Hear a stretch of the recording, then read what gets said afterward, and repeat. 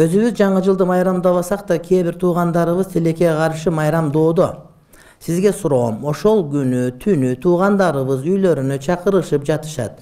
Ал күндү тоспосоңор да дасторконго отуруп кеткиле деп. Ал эми дасторконунда ошол күнгө арналып жасалган салаттардын түрлөрү, тамактар болот. Ошол күнгө арналып коюлгандарды жесек болобу дейт.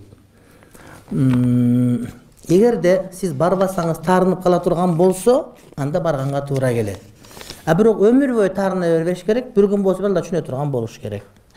Чын урматтуу бир тууганым. Барбай койсоң, булар ушундай намаз окусун ушинтип кетишет, бардыгы вахабист болот, хизбут болот деп сөөгө беришет да.